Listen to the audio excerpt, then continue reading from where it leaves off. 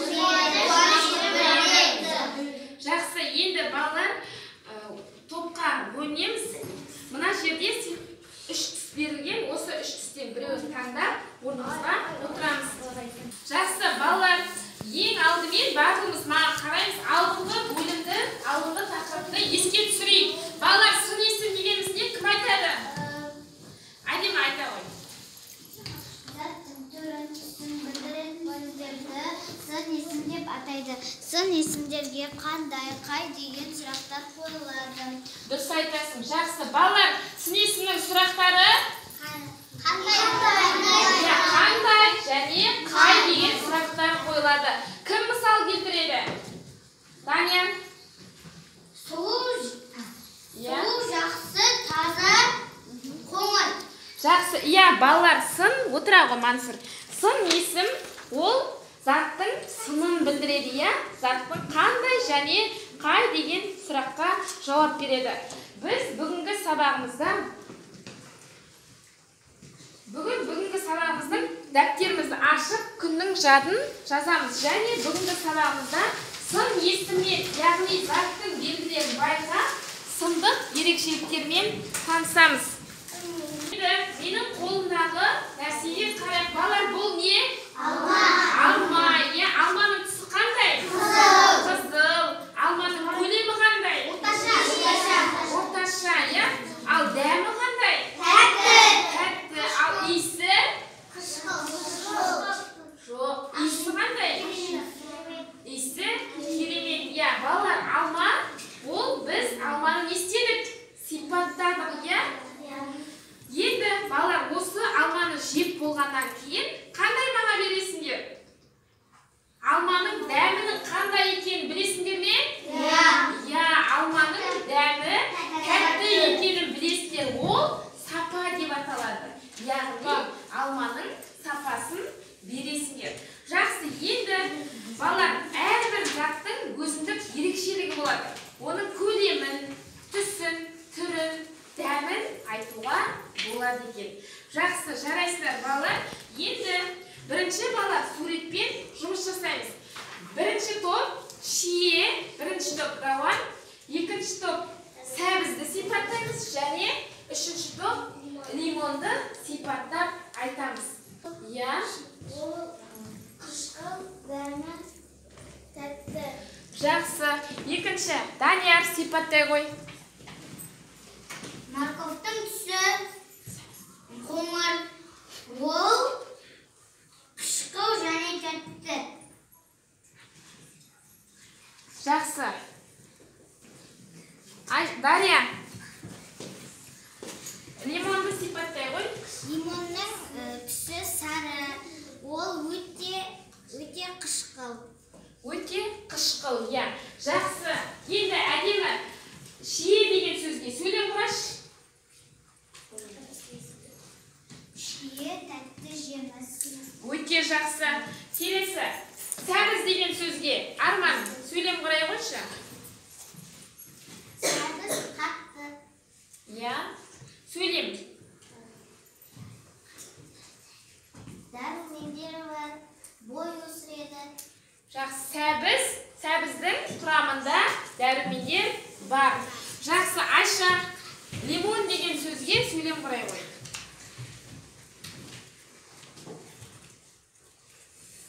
Лимон ащы, жеміс. Жақсы, жарайсыңдар. Балалар, жарайсыңдар. Жақсы, жарайсыңдар, балалар. Енді 58-ші жаттығуды кітапқа қараймыз. 58-ші жаттығуда оқылым, яғни сын есімдердің қатарын табамыз. Данияр, бірінші сөздерді оқи қойшы. Күрек шеге жасау келу. Иә, бұл сөздердің арасындағы сын есім қайсысы? Жасау. Жасыл, өте жақсы, Данияр. Келесі, екінші сөздердің арасынан әдемі оқи қойшы. Бір мөлдір тұнық маймыл. Иә. Бұл жерде сын есімдер қайсысы? Мөлдір. Мөлдір және Тұнық. тұнық, өте жақсы. Келесі, үшінші, Айша оқи қойшы. Терең жарық қызыл қою.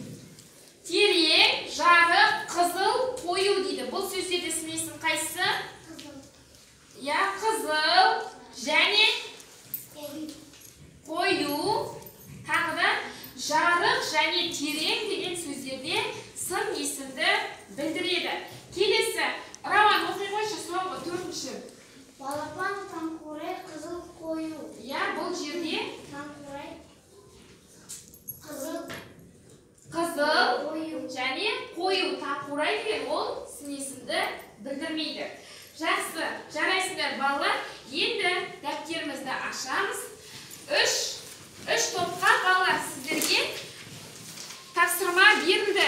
Бұл тапсырманы орындау барысында берілген сөздердің ішінен ажыратып түсін, дәмді, көлемді, пішін, сапаны білдіретін сөздерді қатарына жазамыз.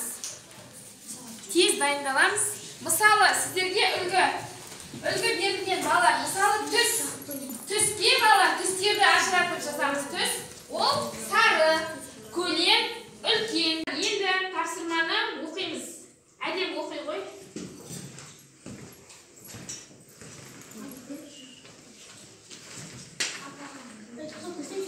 Бірінші топ тыңдаймыз, балалар. Қазір бағалаймыз. Дәм ащы, қышқыл, тәтті, көлем, үлкен, ірі, домалақ, ұсақ, пішін, кіші, сопақ, сүйір, сапа, боз, жақсы. Жақсы. Данияр оқи ғой. Түсі жасыл күлгін. Дәмі Түс қандай?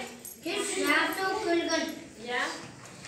Дәм тәтті, ащы, қышқыл. Көлемі доңғалақ, сүйір, пішін, сопақ, сапа. Жарайды. Үшінші топтан Айша оқисың ба? Айша оқи ғой. Жасыл күлгін. Дәм қышқыл, тәтті, ащы, көлем, пішін, домалақ, сопақ, сапа, жақсы. Жақсы. Балалар, енді бір-бірімізді бағалаймыз. Бірінші топқа қандай баға береміз? Өте жақсы деп береміз, иә? Ал екінші топқа қандай баға береміз? Өте жақсы деп береміз. Жақсы. Үшінші топқа қандай баға береміз? Өте жақсы. Жақсы, жарайсыңдар балалар. Енді сергіту сәтін орнымыздан тұрамыз. Тақтаға қарап қимылдарын бірге қайталаймыз.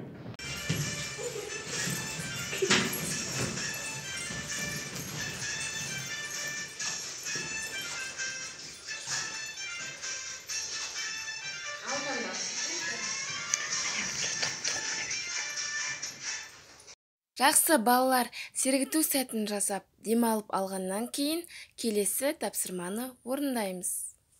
Тапсырма, артық сөзді тап. Бірінші топтан. Қарақшы балалар, мына жерге сіздерге сөздер берілген.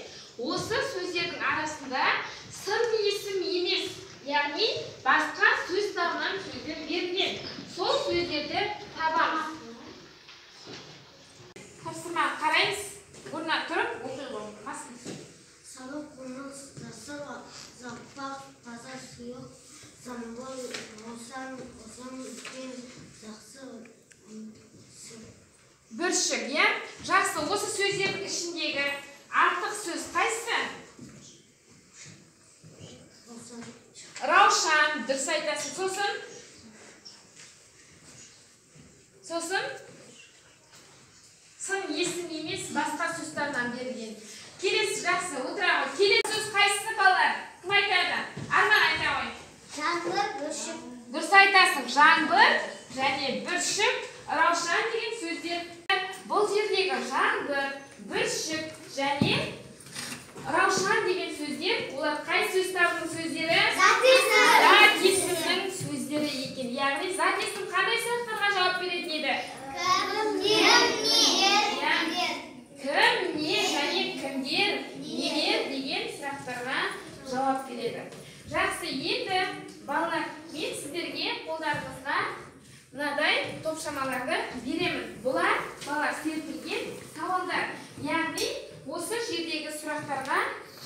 береміз.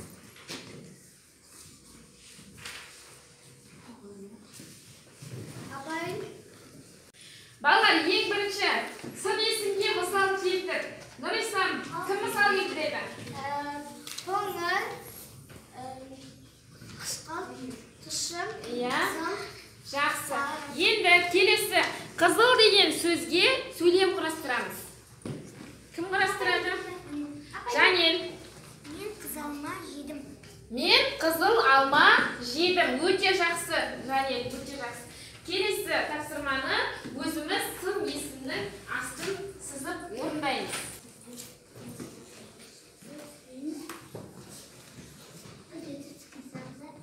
Жоқ, үлкен және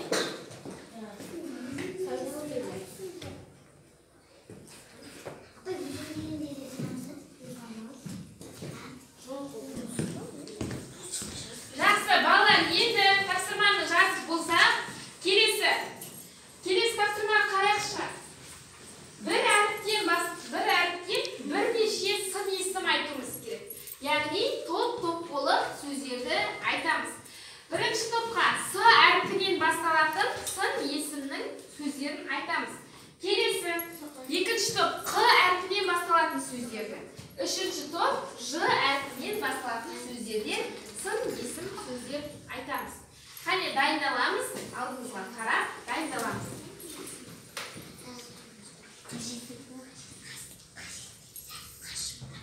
Жақсы, әдемі айта ғой. Сары, дұрыс айтасың. Тағы айта ғой. Қоңыр, қара, қызыл. Нұрислам, өте жақсы. Келесі. Келесі, Жанел. Жас, Ж әрпінен басталу керек. Жасыл, жақсы, Жанел. Отыра ғой орнына. Келесі. Тағы. С әрпінен басталады. Сор, өте жақсы. Келесі. Кім айтады? Екінші топ. Жандарбек. Қалың. Дұрыс айтасың. Қалың. Келесі. Үшінші топ. Кім айтады? Айта ғой. Жасыл. Айша. Жұқа. Өте жақсы. Айта ғой, Айзере. Қатты. Өте жақсы. Сары, сәулетті. Өте жақсы, Раван. Сәулетті және сары деген сөздер екен. Жақсы. Енді осы сөздерді бала дәптерімізге жазып аламыз. С әрпінен, Қ әрпінен және Ж әрпінен басталатын сөздер. Жаттығуды орындаймыз.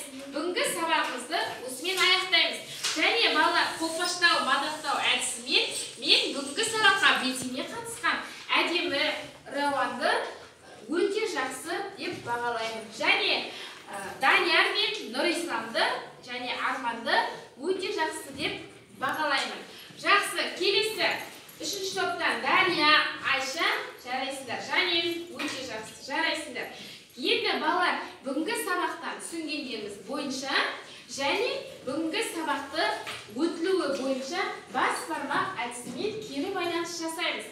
Егер де сіздерге тамаша көп нәрсе білсеңдер, қолымызды осылай қимылмен көрсетеміз.